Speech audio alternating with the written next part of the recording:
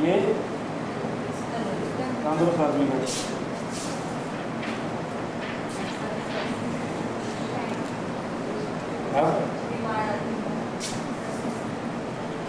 क्या क्या अंतर आपको दिखाई देते हैं?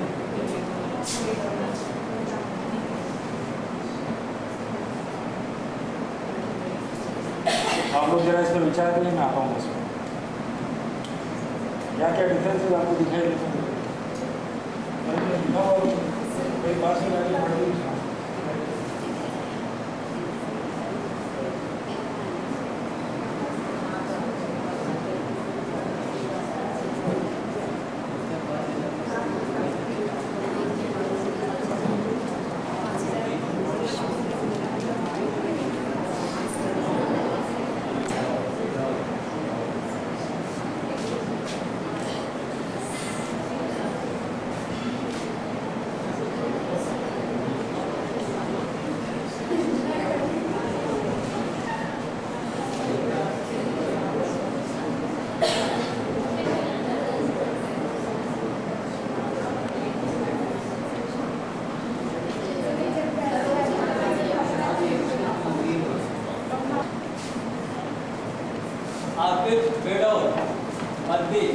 फूली हुई, पिलपिली, सिर अधिक स्थूल, मस्तिष्क झुका हुआ या दबा हुआ, चर्बी से भरा, लकड़ी वाला, ऊपर से सिर गंजा, आंखें अधमुंदी, नाक सूजी हुई, मुंह कुछ खुला खुला, चेहरा कानों के नीचे सीमा रेखा अस्पष्ट, गर्दन अधिक छोटी और मोटी, सिर को गर्दन से अलग करने वाली सीमा रेखा अस्पष्ट, पेड़ू पोंद निकली हुई, पैर अधिक छोटे और मोटे।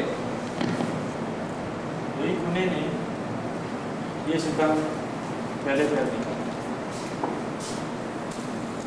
इस सिद्धांत के अनुसार आप देखेंगे कि तंदुरुस्त आदमी के शरीर की बनावट, पूरा शरीर संतुलित, फ्लैट, बड़ाई लिए हुए। स्पेशली जो पॉइंट इंपॉर्टेंट है वो ये है,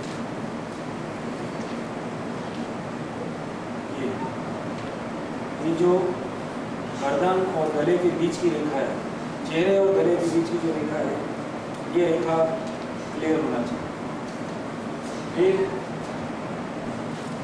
ये जो रेखाएं हैं, ये और ये, दैट मीन्स पेट और पैरों के बीच की जो लाइनें हैं, वो लाइनें क्लियर होना चाहिए। और पेट और छाती के बीच में ये जो लाइनें हैं, ये लाइनें क्लियर होनी चाहिए। सबसे पहले जब शरीर में किसी प्रकार का कचरा, गंदगी जमा होने लगती है, तो उस जगह जमा होती है जो कि आलसी, इसका मूवमेंट कम से कम, और वो मूवमेंट कम से कम वाला भाग कहाँ है? पेट, यहाँ सामने में जमा होना है, यहीं से मोटा होना शुरू। अब इसके बदले में आप देखिए, ये जो दूसरा वाला आदमी है, इस आदमी की ये ऊपर की लाइन यहाँ की गायब, पेट की लाइन गायब, पेट नीचे फैल गया, छाती और पेट के बीच लाइन तो है ही नहीं, खत्म हो गई। और लक्षण इसमें देखिए, सिर के ऊपर यहाँ पर मोटा मोटा है एकदम। अब इसकी अवस्था क्या है? इसकी अवस्था ये है कि इसका पूरा शरीर अनवांटेड मटेरियल से भरा हुआ है। इतना मटेरियल पैदा हुआ है, इतना इकट्ठा हो गया है कि पेट तो भर ही गया, पेट के बाद यहाँ भी भर गया, ऊपर बढ़ के यहाँ भी भर गया, सिर में भी भर गया और पैरों में भी। पूरा शरीर बेडौल और बेतुका हो। इसी सिलसिले में मैं आपको कुछ और चित्र दिखाना चाहता हूँ।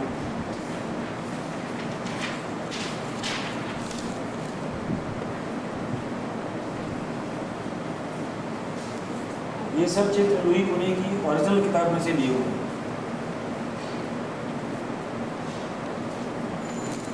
आप देखेंगे कि जो ऊपर में आदमी दिया गया है, ये एक भाग्यशाली आदमी है।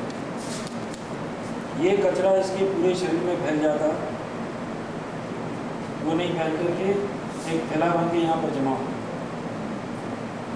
अगर सारे शरीर में फैल जाता तो सारा शरीर ब्लॉक कर देता। एक जगह पड़ा है, आपके सारे घर में कूड़ा फैल जाए, इसके बजाय एक पीपे में बंद करके उसको ढक के रख दिया तो घर तो बच गया। वही इसके साथ ये बच्चा है, छोटी उम्र, लेकिन यहाँ पर अभी से इसकी गर्दन के नीचे 3-3 घेरे हो गए मोटे में। हमारे शास्त्रों में कहते हैं सुराहीदार गर्दन, हंस ग्रीवा। तो हंस ग्रीवा जो हंस की गर्दन होती है, उसमें कभी ऐसे गट्टे आपने देखे हैं? मोर की गर्दन में कभी ऐसा गट्टा होता है क्या? ये आदमी का ही होता है।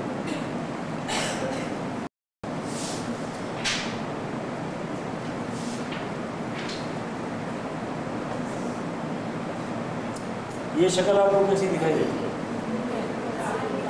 ये चेहरा चौकोर है, शक्ल तो एक ही दिखती है।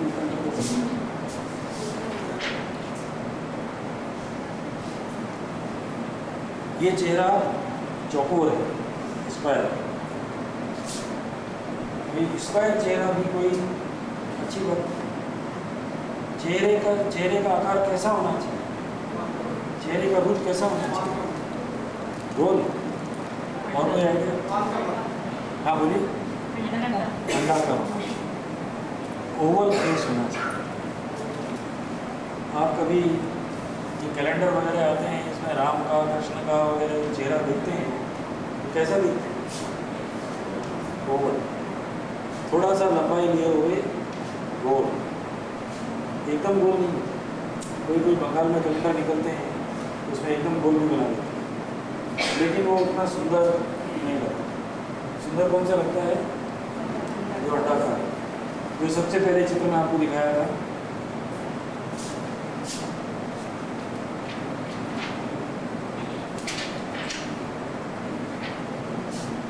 ये देखिए, एकदम ओवल फेस है।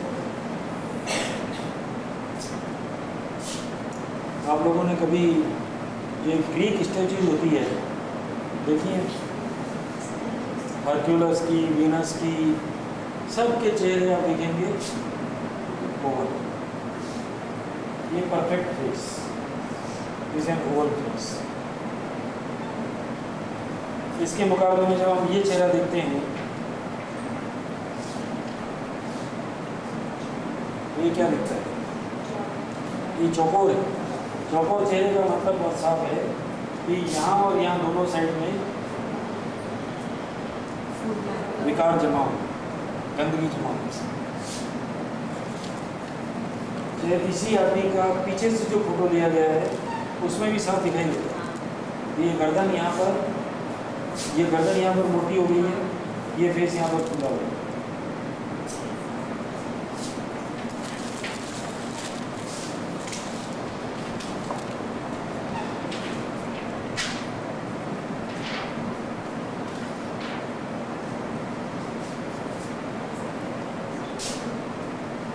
ये भी देखिए,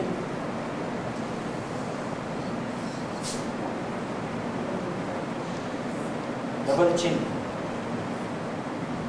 मोटी होकर के, इसको डबल चिन बोलते हैं इंग्लिश में। दोहरी ठुड्डी मोटी मोटी हो गई है।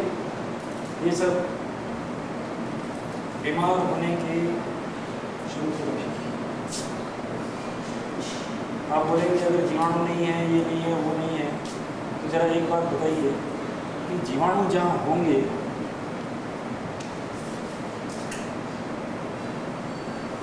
जब जीवाणु फैलेंगे, कोई भी वायरस फैलेगा, तो पूरे हवा में फैल जाएगा या पूरे पानी में फैल जाएगा? पूरी हवा में, पूरे पानी में फैल जाएगा।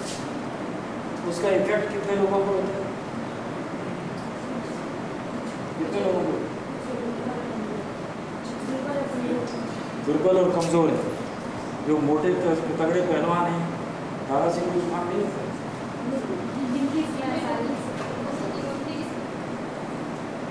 रेजिस्टेंस पावर जिसके पास कम है। बोलिए, बैठे ही बोलिए, खड़े होके बोलिए। सर रेजिस्टेंस पावर जिसके पास कमी है उसका कम। इसका रेजिस्टेंस पावर की कमी, रेजिस्टेंस पावर की कमी क्यों? अगर मैं कहीं से बीज ले आऊँ और इस टेबल पर यहाँ रख दूँ तो उग जाएगा क्या? नहीं उगेगा। क्यों? मिट्टी नहीं है, पानी नहीं है। एक तरह से हम कह सकते हैं उसके लिए वातावरण नहीं, वो वातावरण इस योग्य नहीं है कि वहाँ पर रोग उग सके। अब जीवाणु तो सब जगह फैल गए, मेरे भी सांस में आ रहे हैं, आपके भी आ रहे हैं, इनके भी आ रहे हैं, उनके आ रहे हैं, सबकी सांस में जा रहे हैं, किसी का बाकी नहीं। लेकिन वो जीवाणु कहाँ जाके पनपेंगे? जहाँ उनको फेवरेबल एनवायरनमेंट, जहाँ उनको ऐसा वातावरण मिलेगा जहाँ वो पनप सके। अगर वो वातावरण ही नहीं मिलेगा तो कैसे करें? ये जैन धर्म, कोई जैनी है क्या? अन्य बढ़िया जैन है? जैन लोगों में कहते हैं कि अहिंसा परमो धर्म, किसी प्राणी की हत्या नहीं होना चाहिए।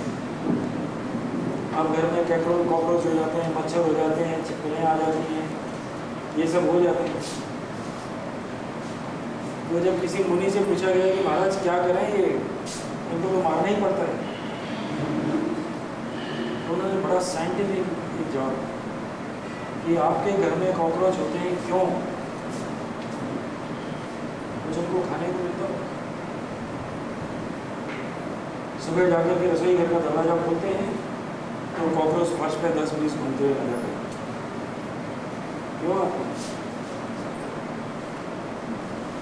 क्योंकि शाम को जो खाना बनाया उसका आटा, सब्जियां, जो कुछ है वो थोड़ा थोड़ा घर वहाँ बिखरा हुआ रहता है, तो नज़र से दिखाई नहीं देता लेकिन होता है, उस पर कॉकरोच आते हैं। रात को सोने के टाइम कोई रसोई घर में झाड़ू पोछा नहीं लगा, सुबह लगा। और रात को क्योंकि आटा बिखरा हुआ है, जूठे बर्तन रखे हुए हैं, उनमें कुछ अन्न उनको मिलता है, इसलिए कॉकरोच आते हैं। अगर रात को रसोई घर में झाड़ू पोछा करके छोड़ा जाए, उनको कुछ खाने को नहीं मिले, एक दिन आएंगे, 2 दिन आएंगे, जब कुछ नहीं मिलेगा।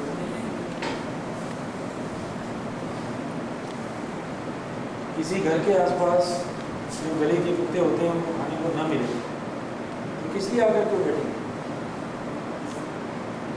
ये बीमारियों के जीवाणु भी तो वहीं जाकर के पनप सकेंगे जहाँ उनको कुछ खाने को मिलेगा, जहाँ उनके लिए कुछ वातावरण होगा। जब वातावरण ही नहीं होगा तो जीवाणु कैसे खाएंगे?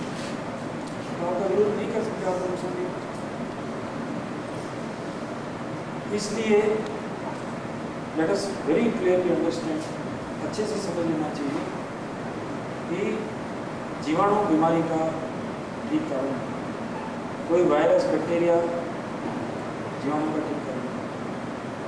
ठीक कारण है क्या? उसके लिए बना हुआ वातावरण, जहाँ उनको एटमॉस्फेयर, सर्कमस्टांसेस मिलेगी जहाँ वो पनप सकें, वहीं वो पनपेंगे, वहीं वो बीमारी पैदा करेंगे, वहीं वो तकलीफ, नहीं तो तकलीफ नहीं दे सकते। Any questions? No questions? कोई शंका, किसी प्रकार का विचार, कुछ भी? कुछ नहीं। तो प्राइमरीली एक बात अगर मैंने समझी कि ये विकार जो हमारे शरीर में, इसको जो शरीर में एकत्रित होने वाला मल बोल दीजिए, कचरा बोल दीजिए, विकार बोल दीजिए, इंग्लिश में इसको फॉरेन मैटर बोलते हैं, वो बोल दीजिए, जो बोल दीजिए, जितनी किताबें आप पढ़ेंगे उसमें आपको उतने ही अलग अलग नाम हैं, लेकिन है ये वही पदार्थ जो हमारे शरीर में अनवांटेड है, एक प्रकार का विष है जो शरीर में इकट्ठा है पड़ा है। जब जब उसको मौका मिलेगा, जब जब उसको अपॉर्चुनिटी मिलेगी, जब जब उसको कोई भी दूसरा बाहरी सपोर्ट मिलेगा तो तुरंत खड़ा हो जाएगा और हमको बीमार करेगा। तो सब बीमारियों का कारण प्राकृतिक चिकित्सा ये माननी चलती है कि शरीर में एकत्रित होने वाला विकार,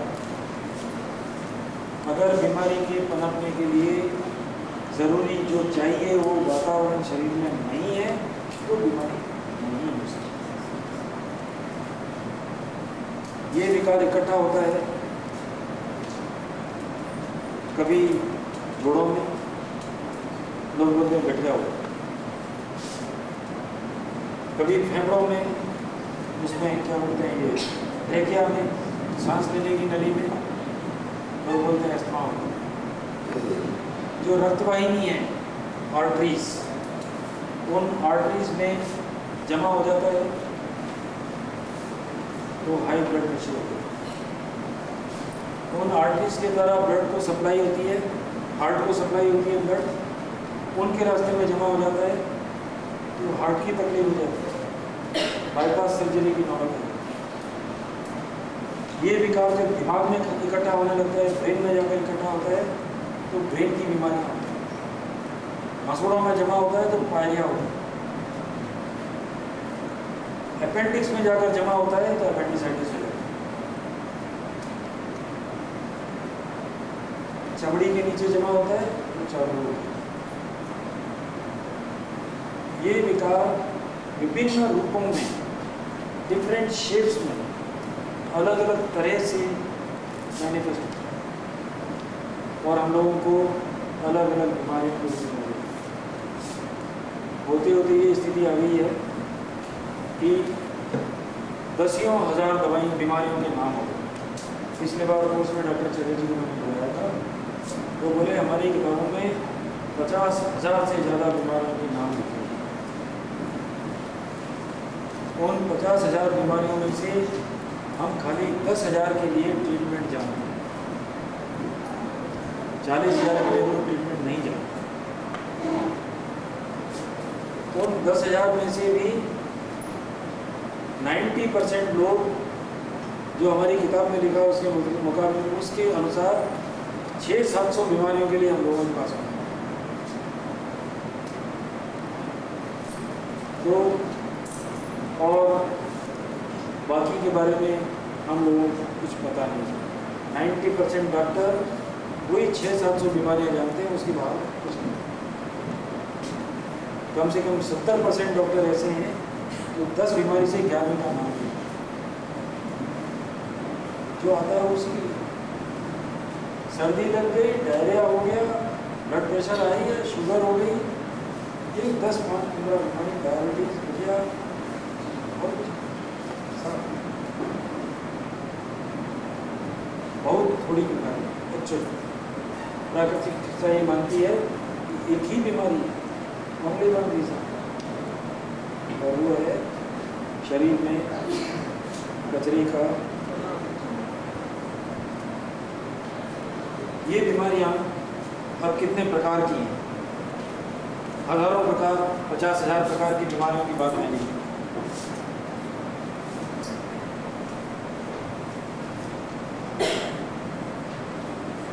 मैं सिर्फ 2 प्रकार की बीमारी बताऊं। एक बीमारी है जो एक्यूट डिजीज इंग्लिश में कहते हैं, हिंदी में कहेंगे तीव्र रोग। तीव्र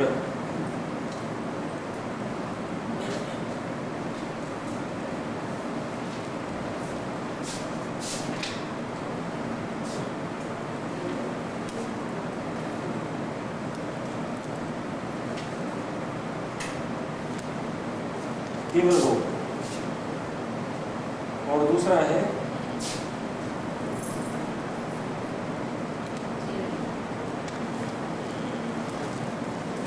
जीर्ण रोग। Acute disease and chronic disease, ये 2 बीमारी, तीव्र रोग और जीर्ण रोग। ये तीव्र रोग क्या है? एक्यूट डिजीज क्या है? एक्यूट डिजीजेस वो बीमारियां हैं जो सडनली होती हैं, अचानक बुखार आ गया, डायरिया हो गया, अचानक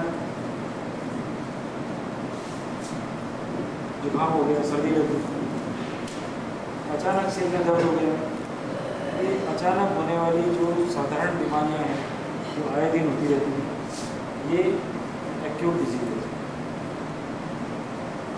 ये एक्यूट डिजीजेज प्रकृति माता की तरफ से मिलने वाली हम लोगों को एक चेतावनी, वार्निंग, सावधान हो जाओ, तुम्हारा सिस्टम गड़बड़ हो।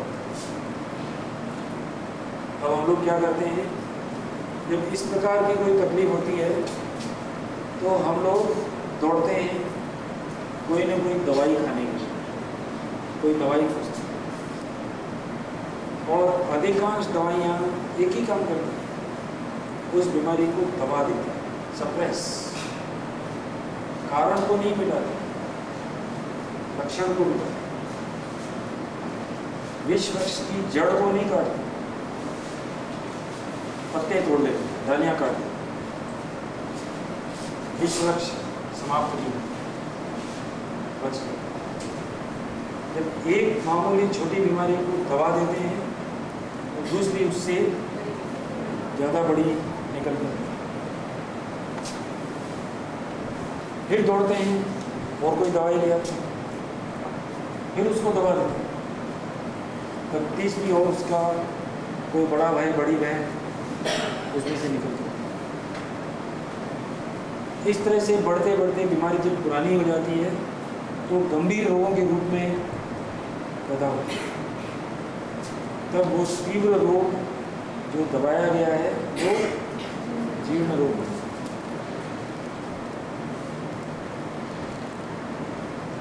एनी क्वेश्चन है? कोई शंका, समाधान, कुछ भी?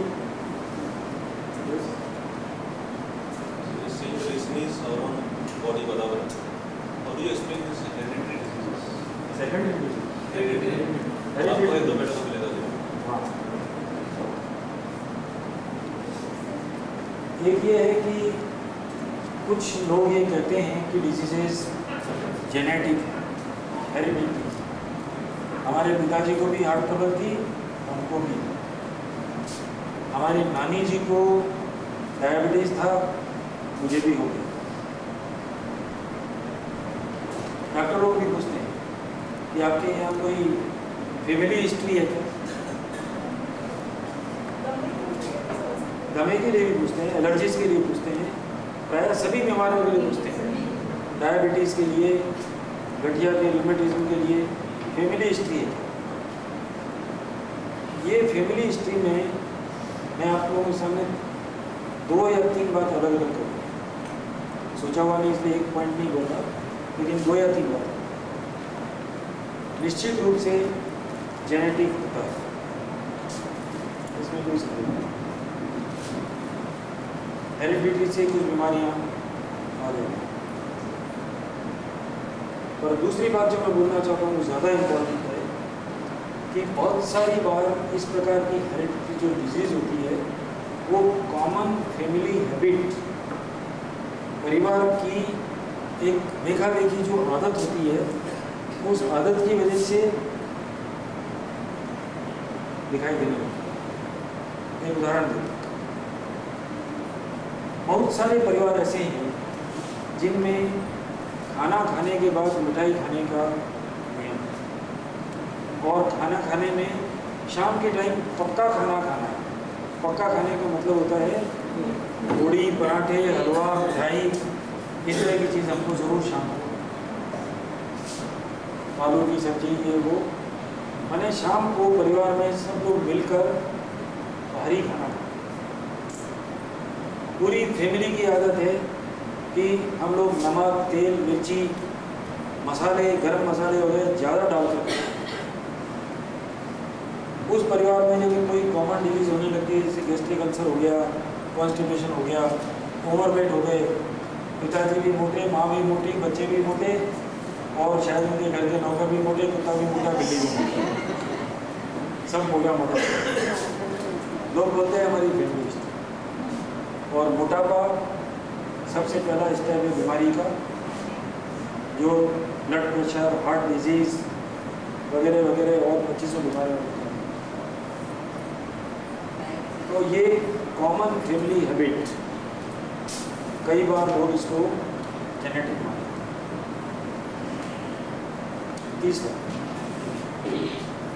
तीसरा पॉइंट ये है कि मान लीजिए जेनेटिक आपको मिला, आप क्या चाहते हैं? अपनी संतान को दे जाना चाहते हैं उसी इंटेंसिटी में, बढ़ा के दे जाना चाहते हैं या घटा के दे जाना चाहते हैं? सभी लोग चाहेंगे घटा के दें, बढ़ा के देना कोई नहीं चाहे। उसके लिए हमको अपनी जेनेटिक्स चेंज करनी पड़ेगी। जब हम अपनी जेनेटिक चेंज करेंगे, जब हम हमारी प्रकृति को हम बदलेंगे, तब हम उसको कुछ घटाकर अगली पीढ़ी को दे देंगे और अगली पीढ़ी उससे अगली पीढ़ी को और घटाकर दे जाएगी, तब तो उससे पीछे छूटे। तो जेनेटिक इज राइट होता है, लेकिन एक तो जेनेटिक से कंफ्यूज नहीं, जेनेटिक को और फैमिली हिस्ट्री को कंफ्यूज नहीं करना चाहिए। फैमिली हैबिट को और जेनेटिक्स को मिक्स मत, क्लियरली समझने की कोशिश करना चाहिए कि ये जेनेटिक है या फैमिली हैबिट है। और नंबर 2, मान लिया कि जेनेटिक है, तब भी हम लोग क्या करें कि आने वाले जनरेशन को 50 मिनट। Is that clear? और कोई क्वेश्चन? एक और उदाहरण आपको देता हूँ। आज से 50 वर्ष पहले हम लोग ये मानते थे जापानी लोग करते हैं नाट्य। अब अच्छा खाना, अच्छी एक्सरसाइज, डट के काम, उसका परिणाम ये हुआ कि पिछले 50 वर्षों में जापानीज की एवरेज हाइट 4-4.5 इंच, 50 नहीं 70 वर्षों में 4-4.5 इंच एवरेज हाइट। तो जेनेटिकली अगर चलते तो जापान की हाइट वही होना चाहिए, वैसे बढ़ती। पीढ़ी दर पीढ़ी उन्होंने अपना सिस्टम चेंज किया, सीखा, बढ़ाया।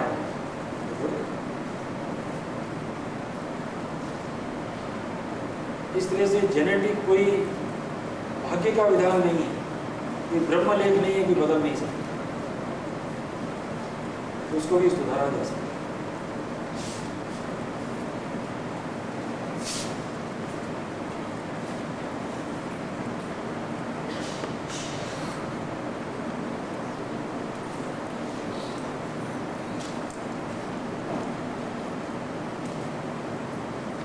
अब आपके अगर कोई क्वेश्चन इस बारे में हो?